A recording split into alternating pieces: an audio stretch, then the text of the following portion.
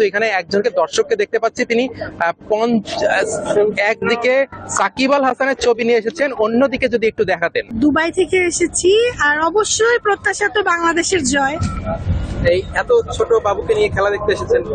হ্যাঁ, আমরা খেলা দেখি, আমরা ক্রিকেট তো আমাদের আবেগ, তো এই আবেগ তো হচ্ছে গিয়ে মানে নেক্সট জেনারেশনের প্রতি আর কি ট্রান্সফার করতে হবে না, তাহলে ওরা কিভাবে শিখবে? ছোটবেলা থেকেই খেলা দেখে দেখে অভ্যস্ত হয়ে যাবে। সবসময় খেলা দেখা হয়?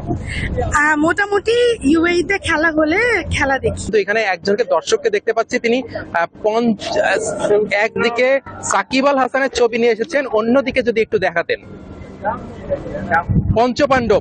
পঞ্চপাণ্ডবের ছবি নিয়ে তিনি স্টেডিয়ামে চলে এসেছেন।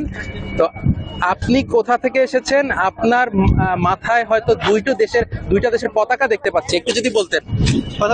আমি প্রথমে বাংলাদেশ সিলেট মৌলভীবাজার ফুলরা থেকে এসেছি। এখানে আবুধাবি থেকে কাজ করি প্রায় 10 বছর ধরে।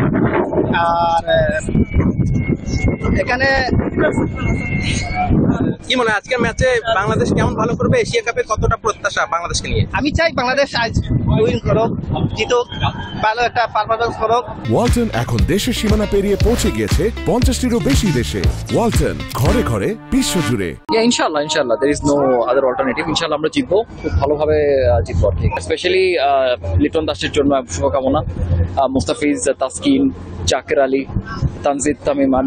I'm really expecting to see a good marks from all of them actually. Actually আমরা খুব বেশি একটা খেলা দেখার সুযোগ পাই না, তো ইউএইতে যদি খেলা হয় তাহলে আমরা চেষ্টা করি এখানে আসার এবং সরাসরি দেখার।